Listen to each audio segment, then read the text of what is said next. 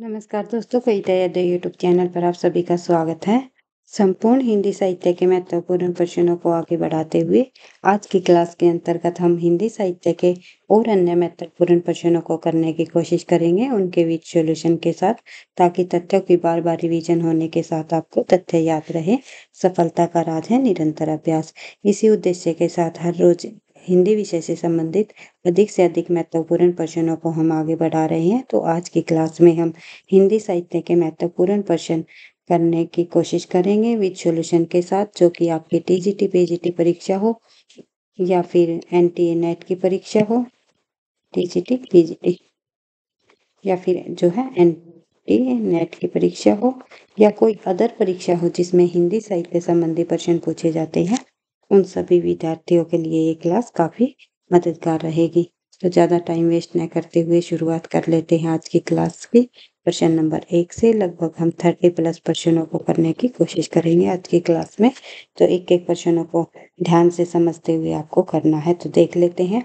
स्वामी अगरदास का संबंध किस भक्ति शाखा से है? आपको बताना है स्वामी अगरदास जी का संबंध किस भक्ति शाखा के अंतर्गत है। तो ध्यान रखना है, स्वामी अगरदास जी का संबंध जो है राम भक्ति शाखा से है। ये जो है स्वामी अगरदास जो है एक है रसिक संप्रदाय, रसिक संप्रदाय इसके प्रवर्तक माने जाते हैं, ये ध्यान रखना है। और साथ ही जो है इससे जुड़े हुए कुछ और अन्य तथ्य जब हम देखें तो राम भक्ति शाखा के अंतर्गत कौन कौन प्रमुख कवि हैं, उनसे जुड़ी हुई रचनाओं को भी हमें यहाँ पर देखेंगे। राम भक्ति परंपरा में रसिक भावना के समावेश का श्रेय किसे जाता है? मैंने आपको बताया है रसिक संप्रदाय के प्रवर्तक अगरदास जी है। तो राम भक्ति परंपरा में रसिक भावना का समावेश का श्रेय भी जो है अगरदास जी को जाता है। इन्होंने रसिक संप्रदाय का प्रवर्तन किया। इनके द्वारा लिखे गए प्रमुख ग्रंथ कौन कौन से है, ये है ध्यान रखना है। ध्यान मंजरी सबसे इम्पोर्टेंट ग्रंथ है ये इनका, तो परीक्षा में पूछा जा सकता है। फिर है राम भजन मंजरी, उपासना बावनी और पदावली। ये सभी रचनाएं जो है, ये सभी ग्रंथ अगरदास जी के हैं। इसके अलावा राम भक्ति शाखा में राम को आधार मानकर काव्य की रचना की गई। अगरदास जी राम भक्ति कवि थे। इन्होंने अंतानंद के शिष्य कृष्ण पहरी से दीक्षा ली। ये पूछा जाता है कि अगरदास जी के गुरु कौन है, तो आपको बताना है कृष्ण पहरी। कृष्णदास पहरी जो है अगरदास जी के गुरु रहे हैं और अंतानंद जो है कृष्णदास पहरी के गुरु रहे हैं। उसके बाद जो है अगरदास जो है किसके गुरु रहे हैं? अगरदास जो है नाभादास जी के गुरु रहे हैं। इस प्रकार से जो है आपको शिष्य परंपरा आपको ध्यान रखनी है। तो नाभादास जी के गुरु अगरदास, अगरदास जी के गुरु कृष्ण पहरी के गुरु अंतानंद। इस प्रकार से गुरु शिष्य परंपरा से संबंधित भी जो है कौन किसका गुरु है, इससे जुड़े हुआ भी एक क्वेश्चन हमेशा परीक्षाओं में पूछा जाता है। नाभादास तुलसीदास के समकालीन राम भक्ति कवियों में विशेष स्थान रखते हैं। तो अगरदास जी के शिष्य कौन है? नाभादास। नाभादास भी तुलसीदास के समकालीन राम भक्ति कवियों में शामिल है। और तुलसीदास जी का जन्म आपको बताना है 1532 ईस्वी, 1623 ईस्वी इनकी मृत्यु है। रामचरितमानस, विनय पत्रिका, कृष्ण गीतावली, कवितावली, पार्वती मंगल, जानकी मंगल और रामलला नछु, ये इनकी प्रमुख रचनाएं हैं तुलसीदास जी की। और भी अन्य प्रमुख रचनाएं हैं जो कि आचार्य रामचंद्र शुक्ल जी ने तुलसीदास की 12 रचनाओं को प्रमाणिक बताया है। तो और अन्य रचनाओं को भी हम देखेंगे। इसके अलावा जो है नाभादास जी की बात करें तो नाभादास जी तुलसीदास के समकालीन राम भक्ति कवियों में विशेष स्थान रखते हैं। स्वामी अगरदास जी के शिष्य नाभादास का विशिष्ट स्थान है। नाभादास की 3 कीर्तियां उपलब्ध है। कौन कौन सी? भक्तमाल काफी इम्पोर्टेंट है, जिसमें 200 कवियों का जीवन वृत्त इसमें बताया है। और अष्टयाम जो रचना है ये भी नाभादास जी की है। और अष्टयाम नाम से जो है कई लेखकों द्वारा रचना की गई, ये आपको पता ही है। एक लेखक हुए हैं रस खान के भी है। एक लेखक हुए हैं देव कवि द्वारा भी जो है अष्टयाम रचना लिखी गई, जिसमें नायक नायिका के 8 पहरों का वर्णन दिखाया गया है। तो नाभादास की रचना में राम और सीता के 8 पहरों का जो है वर्णन बताया गया है। और रस खान ने जो है कृष्ण और जो है राधा जी के 8 पहरों को यहाँ पर दर्शाया है। उसके बाद देव कवि ने नायक नायिका के हाथों पैरों को दर्शाया है। राम भक्ति संबंधी सपूत पद भी जो है नाभादास जी द्वारा लिखे गए। इसके अलावा दूसरा प्रश्न हम देखें, जायसी ने अपनी किस काव्य कीर्ति में कयामत का वर्णन किया है? तो जायसी जी ने जो है अपनी आखिरी कलाम जो रचना है उसमें कयामत का वर्णन किया है। तो कयामत का वर्णन किस में मिलता है? ये प्रश्न कई बार पूछा जाता है। ये सभी रचनाएं जायसी की है। मलिक मोहम्मद जायसी जो कि सूफी काव्य धारा के प्रतिनिधि कवि माने जाते हैं। राम काव्य धारा के प्रतिनिधि कवि जो है तुलसीदास जी माने जाते हैं और सूफी काव्य धारा के प्रतिनिधि जायसी जी माने जाते हैं। कहनावत भी जायसी जी की रचना है, अखरावट भी और गहरनामा भी। इसके अलावा जो है आगे बढ़ते हैं, इससे संबंधित जुड़े हुए कुछ और अन्य तथ्य हम देखें। आखिरी कलाम रचना जायसी द्वारा रचित, इसमें कयामत का वर्णन हुआ है तथा हजरत मोहम्मद के महत्व को प्रतिपादित किया गया है। मलिक मोहम्मद जायसी का जन्म 1446, मृत्यु 1542 ईस्वी। भक्ति काल की सूफी काव्य धारा के महत्वपूर्ण कवि है। ये सूफी फकीर शेख मोहिद्दी के शिष्य व जायश में रहते थे। तो जायश में रहने के कारण ही जो है इनका नाम जायसी पड़ा था। ये आपको पता ही है क्योंकि कई बार परीक्षाओं में पूछ लिया जाता है निम्नलिखित में से किस लेखक का नाम जो है उसके जो है निवास स्थान के आधार पर पड़ा? तो जायसी जी का। प्रमुख रचनाएं हैं इनकी, उनमें शामिल है पद्मावत, विषय है रहा है रतन सेन पद्मावती, नागमती की प्रेम कहानी। फिर है अखरावट। अखरावट जो रचना है इसमें वर्णमाला के अक्षर के ऊपर सिद्धांत प्रतिपादित है। कहरनामा। कहरनामा इनकी रचना में आध्यात्मिक विवाह वर्णन है। फिर है कहानावत। कहानावत में जो है कृष्ण का चरित्र वर्णन है। तो किस रचना में किसका वर्णन है? तो ये आप लोगों ने यहाँ पर देख लिया। ये भी काफी इम्पोर्टेंट है अखरावट, क्योंकि इसमें वर्णमाला के अक्षर के ऊपर सिद्धांतिक प्रतिपादित किया गया है। तो ये पॉइंट भी कई बार पूछा जाता है। वर्णमाला से संबंधित कौन सी रचना है जायसी जी की? तो अखरावट। आगे बढ़ते हैं, नेक्स्ट प्रश्न देखते हैं। प्रश्न नंबर 3। प्रश्न नंबर 3 में दिया गया है, विशिष्टाद्वैत के प्रवर्तक आचार्य कौन माने जाते हैं? विशिष्टाद्वैत के प्रस्तोता कौन माने जाते हैं?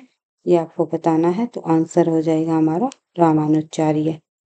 उसके बाद आगे बढ़ते हैं तो देख लेते हैं विशिष्टाद्वैत यानी कि विशिष्ट प्लस अद्वैत आचार्य रामानुज का प्रतिपादित किया हुआ यह दार्शनिक मत है। आगे बढ़ते हैं, इसके अनुसार यद्यपि जगत और जीवात्मा दोनों कार्यरत ब्रह्मा से भिन्न है, फिर भी वे ब्रह्मा से ही अद्भुत है। ब्रह्मा से उसका उसी प्रकार का संबंध है जैसा कि किरणों का सूर्य से। अतः ब्रह्मा एक होने पर भी अनेक है, यानी कि विशिष्ट जो है इसमें बताया गया है कि ब्रह्मा जो है एक होने पर भी अनेक है, यानी कि विशिष्ट प्लस अद्वैत। इस सिद्धांत में आदि जो है शंकराचार्य मायावाद का खंडन करते हैं। शंकराचार्य जी द्वारा ही दिया गया है द्वैतवाद का सिद्धांत, ये आपको ध्यान रखना है। रामानुज ने अपने सिद्धांत में यह स्थापित किया है कि जगत ब्रह्मा ने ही बनाया है। आगे बढ़ते हैं तो देखते हैं नेक्स्ट प्रश्न। प्रश्न नंबर 4, गौड़ीय संप्रदाय के संपादक है। गौड़ीय संप्रदाय के संपादक इनमें से कौन है? ये आपको बताना है। तो आंसर हो जाएगा हमारा चैतन्य महाप्रभु। चैतन्य महाप्रभु गौड़ीय संप्रदाय के संपादक रहे हैं। चैतन्य महाप्रभु वैष्णव धर्म के भक्ति योग के परम प्रचारक व भक्ति काल के प्रमुख कवियों में से एक है। उन्होंने वैष्णवों के गौड़ीय संप्रदाय की आधारशिला रखी। भजन गायकी की एक नई शैली को इन्होंने जन्म दिया। चैतन्य महाप्रभु, इनके बारे में ऐसा भी माना जाता है कि ये इतने भाव विभोर हो जाते थे गाते गाते कि मूर्छित हो जाते थे, यानी अपने होश भी खो बैठते थे। आगे बढ़ते हैं तो देखते हैं प्रश्न नंबर 5, हित 84 के रचयिता कौन है? हित 84 के रचयिता इनमें से जो है नंददास है, हित हरिवंश है, छित स्वामी है या हरिदास है? तो इस प्रश्न का सही आंसर है हमारा हित हरिवंश। हित 84 के जो है हित 84 रचना हित हरिवंश राय जी द्वारा लिखी गई रचना है। आगे बढ़ते हैं, देख लेते हैं। हित हरिवंश जो है राधा वल्लभ वैष्णव भक्ति संप्रदाय के प्रवर्तक माने जाते हैं। ये पॉइंट भी आपको ध्यान रखना है, क्योंकि पूछा जाता है संप्रदायों से संबंधित एक प्रश्न अवश्य ही पूछ लिया जाता है। पूछ लिया जाता है कि कौन सा संप्रदाय किसके द्वारा दिया गया है या किस संप्रदाय के प्रवर्तक कौन है। तो देखते हैं प्रश्न नंबर 6। प्रश्न नंबर 6 में पूछा गया है कि यह सूचित करने की आवश्यकता नहीं, न तो सूर का अवधि पर अधिकार था, न जयसी का ब्रज भाषा पर, यह कथन किसका है। तो ये कथन जो है निम्नलिखित में से रामचंद्र शुक्ल जी द्वारा दिया गया है। यह सूचित करने की आवश्यकता नहीं कि न तो सूर का अवधि पर अधिकार था और न जयसी का ब्रज पर, यानी कि सूरदास तो ब्रज भाषा के प्रसिद्ध कवि माने जाते हैं और जयसी ने अवधि भाषा में रचना लिखी है, जैसे कि पद्मावत। उसके बाद जो है आगे बढ़ते हैं तो देखते हैं इससे जुड़े और नेक्स्ट प्रश्न, क्योंकि कथन पंक्तियों से संबंधित प्रश्न पूछे जाते हैं, उनको भी हमने ध्यान में रखते हुए इस सीरीज को बनाया है कि ताकि आपकी परीक्षा में पूछे जाने वाले सभी प्रकार के प्रश्नों को आप अच्छे से रिवीजन कर सको।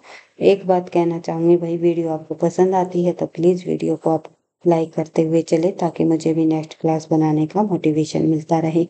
आगे बढ़ते हैं। गिरा अरत एरत जल बिचि सम कहियत भिन्न भिन्न, बंदो सीताराम पद जिन्हें परम प्रिय खिन। तो उक्त पंक्तियों किस कवि की है। तो ये जो पंक्तियां हैं निम्नलिखित में से जो है तुलसीदास की है। तो केशवदास, ईश्वरदास या नागरीदास, तो आंसर हो जाएगा हमारा तुलसीदास। तो ये पंक्तियां जो है तुलसीदास जी द्वारा लिखी गई। यह पंक्ति तुलसीदास की रामचरितमानस से ली गई है। गिरा अरत जल बिचि सम कहियत भिन्न भिन्न, बंदोई सीताराम पद जिन्हें परम प्रिय छिन। अर्थात इस पंक्ति का आशय हम देख लेते हैं, समझ लेते हैं। गिरा अरत जल बिचि सम कहियत भिन्न भिन्न, यानी कि जो वाणी और उसके अर्थ तथा जल और जल की लहर के समान अलग अलग है, यानी कि जो वाणी और उसके अर्थ तथा जल और जल की लहर के समान अलग अलग है, परंतु वास्तव में अभिन्न है, यानी कि एक है। उन सीताराम जी के चरणों की मैं वंदना करता हूँ जिन्हें दीन दुखी बहुत प्रिय है। अर्थात यहाँ पर जो है श्री राम जी के संबंध में बारे में ये बताया गया है, उनकी जो है विशेषता बताई है कि किस प्रकार के हमारे श्री राम जी है, यानी कि उन श्री राम जी को जो है श्री सीताराम कहकर यहाँ पर पुकारा है। आगे बढ़ते हैं तो देख लेते हैं प्रश्न नंबर 8। प्रश्न नंबर 8 में पूछा गया है कि ब्रज भाषा गद्य में लिखी हुई टीकाओं की सूची में कौन सी असंगत है। तो कौन सी टीका ब्रज भाषा में लिखी हुई सूचियों में असंगत बताई गई है। बिहारी सतसई की टीका लाला भगवान दीन जी द्वारा लिखी गई, ये बिल्कुल सही है। कवि प्रिया की टीका हरिचरण दास जी द्वारा लिखी गई, सही तो है बिल्कुल। और कवि प्रिया जो रचना है वो किसकी है, केशव दास जी की। रामचंद्रिका की टीका जो है जानकी प्रसाद जी द्वारा लिखी गई है, ये भी रामचंद्रिका भी केशव दास जी की रचना है। उसके बाद रसिक प्रिया की टीका जो है ईश्वरी प्रसाद जी की, नारायण की है। तो ये हमारा आंसर हो जाएगा डी। ईश्वरीय प्रसाद जी की नहीं है, बल्कि ये रसिक प्रिया की टीका जो है सूरती मिश्र जी द्वारा लिखी गई है। तो ये ध्यान रखना है, रसिक प्रिया, रामचंद्रिका, कवि प्रिया तीनों रचनाएं केशव दास जी द्वारा लिखी गई हैं। केशव दास रीतिकाल के अंतर्गत आने वाले कवि केशव दास जी की ये रचनाएं हैं। केशव दास जी को भक्ति काल में भी स्थान मिलता है और रीतिकाल में भी, दोनों कालों में इन्होंने रचनाएं लिखी है। तो रसिक प्रिया की टीका जो है ये ईश्वरी दास प्रसाद की नहीं है, बल्कि किसकी है, सूरती मिश्र जी की। ये आपको ध्यान रखना है। आंसर हो जाएगा हमारा डी। रामचंद्रिका की टीका जानकी प्रसाद, कवि प्रिया की टीका हरिचरण दास, बिहारी सतसई की टीका लाला भगवान दीन। आगे बढ़ते हैं तो देख लेते हैं बिहारी सतसई पर लिखी गई और अन्य प्रमुख टीकाएं कौन कौन सी हैं। कृष्ण लाल कवि ने बिहारी के दस्तक पुत्र सर्वप्रथम टीका दोहे और सवैया छंद में बदला। सूरती मिश्र ने अमर चंद्रिका नाम से लिखी 1737 ईस्वी में। अंबिका दास व्यास की भी काफी प्रसिद्ध है, बिहारी बिहार रोला छंद में भावानुवाद किया गया है। तो ध्यान रखना है बिहारी बिहार टीका जो है ये किसके द्वारा लिखी? बिहारी बिहार नामक जो है अंबिका दत्त व्यास जी द्वारा बिहारी पर लिखी गई टीका है, बिहारी सतसई पर लिखी गई टीका है। तो ये आपको ध्यान रखना है। आगे बढ़ते हैं। जगन्नाथ दास रत्नाकर ने बिहारी रत्नाकर नाम से लिखी 1921 सर्वश्रेष्ठ टीका रही है। कवि बोली में 713 दोहे है। परमानंद जी द्वारा लिखी गई श्रृंगार सप्तशती संस्कृत अनुवाद किया है। और उसके बाद आनंदी लाल शर्मा ने फिरंगे सतसई जो है बिहारी सतसई पर टीका लिखी है, फारसी अनुवाद किया है। आगे बढ़ते हैं। मुंशी देवी प्रसाद ने प्रीतम उर्दू शेरी में भी भावानुवाद किया है। पदम सिंह शर्मा ने संजीवनी भाषा नाम से टीका लिखी है। लल्लू लाल ने लाल चंद्रिका नाम से जो है टीका लिखी है। इस प्रकार से इनकी रचनाओं को आपको ध्यान रखना है। अगर आपको वीडियो पसंद आती है तो प्लीज भाई वीडियो को आप लाइक करते हुए चले, ताकि मुझे भी नेक्स्ट क्लास बनाने का मोटिवेशन मिलता रहे। आगे बढ़ते हैं तो देखते हैं प्रश्न नंबर 9। प्रश्न नंबर 9 में पूछा गया है, धर्म का प्रवाह कर्म, ज्ञान और भक्ति इन 3 धाराओं में चलता है। इन तीनों के सामंजस्य से धर्म अपनी पूर्ण सजीव दशा में रहता है। किसी एक के भी अभाव में यह विकलांग रहता है। यह कथन किस आलोचक का है? तो धर्म के संबंध में जो है धर्म का प्रवाह कर्म और ज्ञान भक्ति तीनों धाराओं में मिलता है, ये कथन कहा है रामचंद्र शुक्ल जी ने। रामचंद्र शुक्ल जी का प्रसिद्ध कथन है ये, ध्यान रखना है। आगे बढ़ते हैं। नेक्स्ट क्वेश्चन है हमारा प्रश्न नंबर 10। जद्भी सुजाति सुलक्षणी सुब्रन सरल सुवर भूषण बिनु न बिरजाई कविता वनीता मित। तो ये जो पंक्तियां हैं, इन पंक्तियों के रचनाकार पूछा गया है। इन पंक्तियों के रचनाकार कौन रहे हैं आपको बताना है। ये रचना जो है जप्ती सुजाति सुलक्षणी सुब्रन सरल सुवक्त भूषण बिनु न बिरजाई कविता वनीता मीत। ये पंक्ति हमारे केशव दास जी की प्रसिद्ध पंक्ति रही है, रीतिकाल के अंतर्गत लिखी गई पंक्ति है। तो अर्थात इस पंक्तियों के माध्यम से कहा गया है कि केशवदास जी ने अलंकारों के बारे में इन्होंने बताया है कि श्रेष्ठ गुणी अर्थात श्रेष्ठ गुणी होने पर भी कविता और वनीता, वनीता यानी कि स्त्री, आभूषणों यानी कि अलंकारों के बिना शोभा नहीं देते। कविता जिस प्रकार से जो है एक स्त्री जो है एक नारी बिना आभूषणों के सुशोभित नहीं लगती और अधिक सुशोभित लगती है आभूषण पहनने से, उसी प्रकार से जो है हमारे काव्य भी बिना अलंकारों के अच्छे नहीं लगते। अगर उनमें अलंकार का पुट हो तो और भी जो है वे काव्य हमारे रसिक और जो है सुंदर हो जाते हैं। आगे बढ़ते हैं तो देखते हैं केशवदास रचित प्रमाणिक ग्रंथ 9 है। तो केशवदास जी द्वारा प्रमाणिक कितने ग्रंथ है ये कई बार पूछ लिया जाता है। केशवदास जी के प्रमाणिक ग्रंथ 9 बताए गए हैं। इनमें कौन कौन से शामिल है ये देख लेते हैं। एक है रसिक प्रिया, कवि प्रिया, नक्शिक, छंदमाला, रामचंद्रिका, वीर सिंह देवचरित, रतन बावनी, विज्ञान गीता और जहांगीर चंद्रिका। बढ़ते हैं थोड़ा और आगे। नेक्स्ट क्वेश्चन हम देख लेते हैं। प्रश्न नंबर 11, अंग दर्पण किस कवि की रचना है? तो अंग दर्पण जो रचना है वो रसलीन जी की है। रसलीन कवि की प्रमुख रचना अंग दर्पण 1737 में, रस प्रबोध 1749। इन दोनों रचनाओं के जो रचनाकार है वो है रसलीन। और रसलीन जी का जो उपनाम है वो किस आधार पर, क्या उपनाम दिया गया है, किस उपनाम से विख्यात तृतीय ग्रंथकार का जो पूरा नाम है, सॉरी भाई, रसलीन जो है सैयद गुलाम नबी का जो पूरा उपनाम बताया गया है यहाँ पर, तो आपको ध्यान रखना है।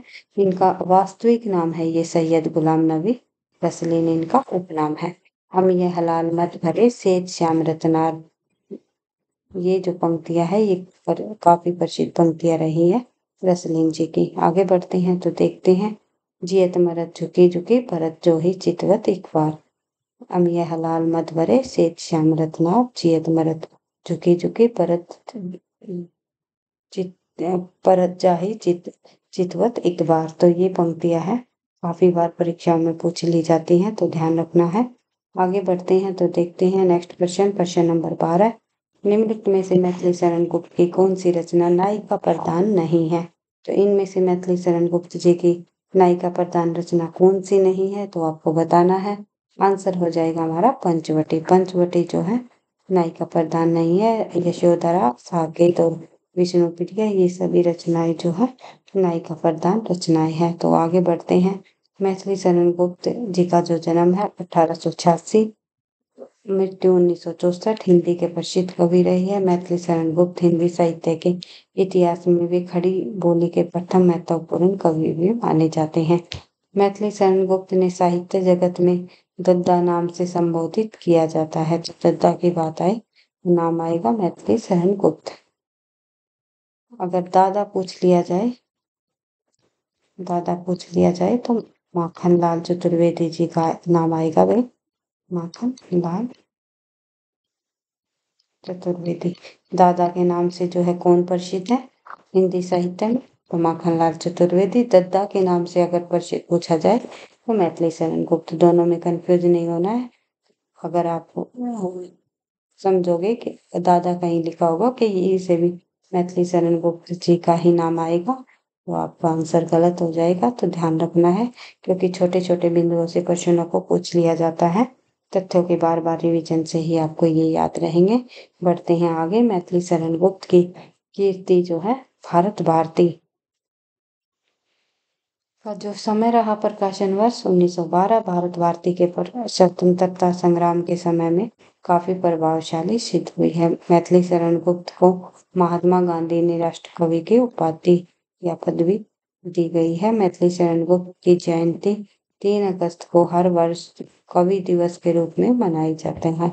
आगे बढ़ते हैं। सन 1954 में भारत सरकार ने मैथिली शरण गुप्त को पद्म भूषण से सम्मानित किया है। मैथिली शरण गुप्त द्वारा रचित खंड काव्य कौन कौन से है ये आपको बताना है। मैथिली शरण गुप्त द्वारा रचित खंड काव्य नंबर 1 रंग में भंग 1929, फिर नंबर 2 जो है जयद्रथ वध 1910, नंबर 3 है भारत भारती 1912, नंबर 4 है पंचवटी 1925, फिर है द्वापर 1936। इस प्रकार से आप लोगों ने यहाँ पर मैथिली शरण गुप्त जी द्वारा रचित जो है खंड काव्य भी देख लिया है। आगे बढ़ते हैं। नेक्स्ट क्वेश्चन हम देख लेते हैं। क्वेश्चन नंबर 13, ब्रज भाषा का विकास किससे हुआ। ब्रज भाषा का विकास जो है आप सभी को पता है शोर यानी अपभ्रंश से माना जाता है।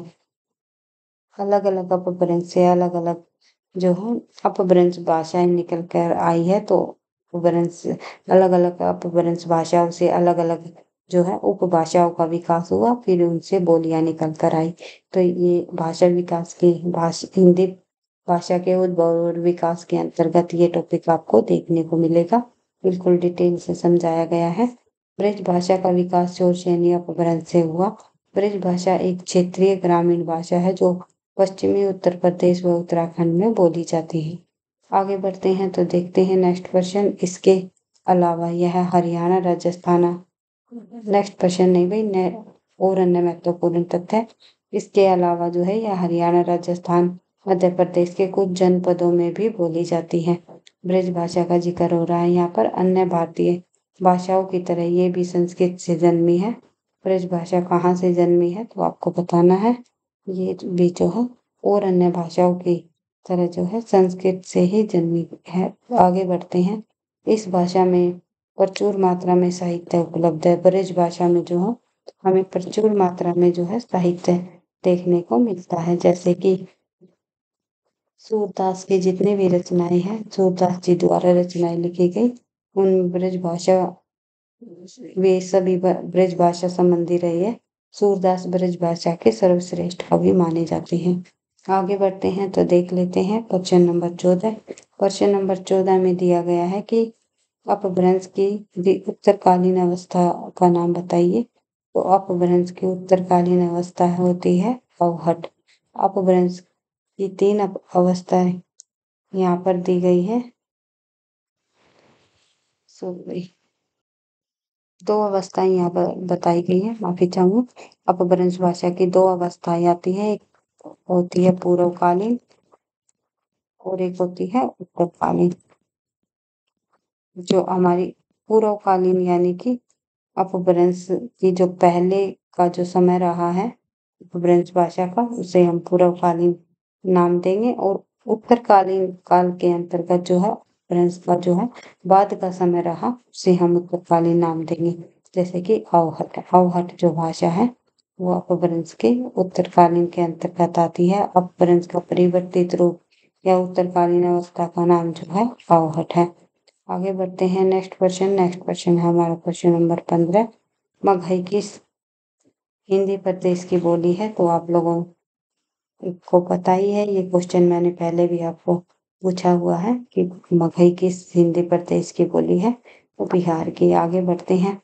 मगही बिहार में बोली जाती है। हिंदी की अनेक बोलियां उपभाषाएं। भारत में कुल 18 बोलियां हैं, जिसमें अवधी, ब्रजभाषा, कन्नौजी, बुंदेली, बघेली, हाड़ौती, भोजपुरी, हरियाणवी, राजस्थानी, छत्तीसगढ़ी, मालवी, नागपुरी, खोरठा, पंच परगनिया, कुमाऊनी, मगही आदि जो है प्रमुख है।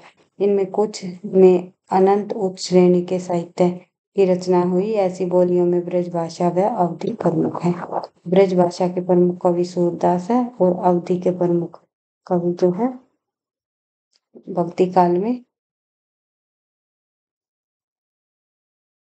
तुलसीदास जी की रचनाएं देखने को मिलती है हमें भक्ति काल के अंतर्गत। वैसे अवधी भाषा की जो प्रमुख सबसे पहली रचना है वो कौन सी मानी जाती है, ये आपको कमेंट बॉक्स में लिख करके बताना है। आज का होमवर्क है ये आपको। आगे बढ़ते हैं तो देखते हैं क्वेश्चन नंबर 16। अपभ्रंश का प्रमुख छंद बताइए। तो अपभ्रंश का प्रमुख छंद दोहा है।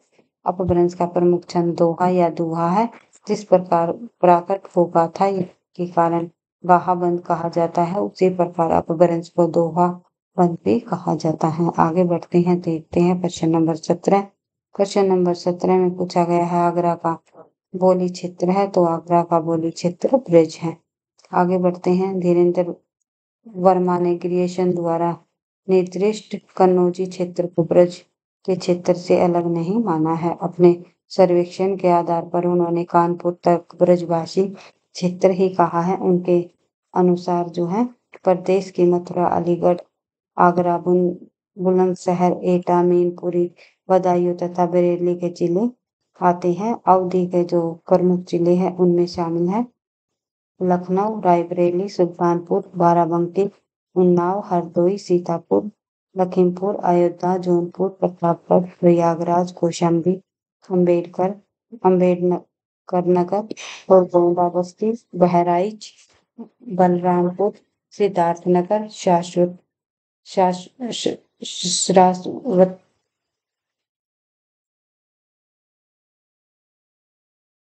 श्रावस्ती और फतेहपुर। इसके बाद बड़ी बोली के अंतर्गत आने वाले जो स्थान है वे हैं मेरठ, बिजनौर, मुजफ्फरनगर,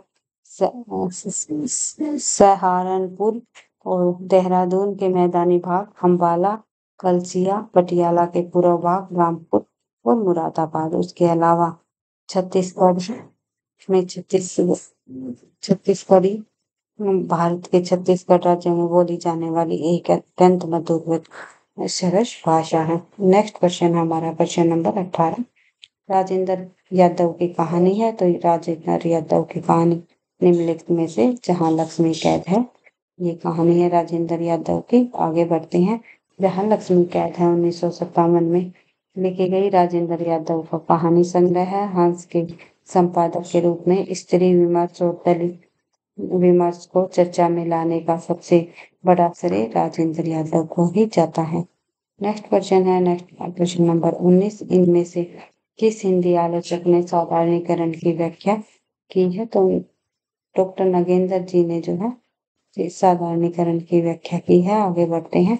डॉक्टर नगेंद्र ने रस सिद्धांत 1964 ईस्वी में जो ग्रंथ है रस सिद्धांत में साधारणीकरण की व्याख्या प्रस्तुत की है। इन्हें रसवादी आलोचक भी कहा जाता है। नेक्स्ट क्वेश्चन देखते हैं। Question number 20। हिंदी साहित्य के आदिकाल को निम्नलिखित में से कौन से विद्वान ने सिद्ध सामंत युग कहा है? तो सिद्ध सामंत युग कहने वाले हिंदी साहित्य के आदिकाल को हुए हैं राम शुक्ल जी, सॉरी भाई राहुल राहुल सांस्कृत्यायन ने हिंदी साहित्य के आदिकाल को क्या नाम दिया है? शीत सामंत युग। आगे बढ़ते हैं तो देखते हैं आदिकाल को शीत सामंत युग कहा है राहुल सांस्कृत्यायन जी ने। वीर गाथा कहा है रामचंद्र शुक्ल ने। चारण काल की उपाधि दी है डॉक्टर गिरीशन और राम कुमार वर्मा ने।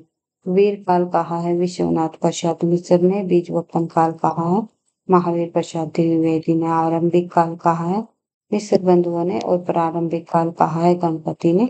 आदिकाल को आदिकाल की संज्ञा दी है हजारी प्रसाद द्विवेदी ने। आज की क्लास में हम केवल 20 क्वेश्चनों को ही करेंगे भाई। नेक्स्ट क्वेश्चनों को जो है नेक्स्ट क्लास में करने की कोशिश करेंगे। वीडियो पसंद आई तो लाइक करना, दोस्तों के साथ शेयर करना, चैनल पर पहली बार हो तो सब्सक्राइब कर लेना ताकि नोटिफिकेशन आपको समय पर मिलता रहे। पढ़ते रहना, आगे बढ़ते रहना, क्योंकि सफलता का राज है निरंतर अभ्यास। थैंक यू, धन्यवाद।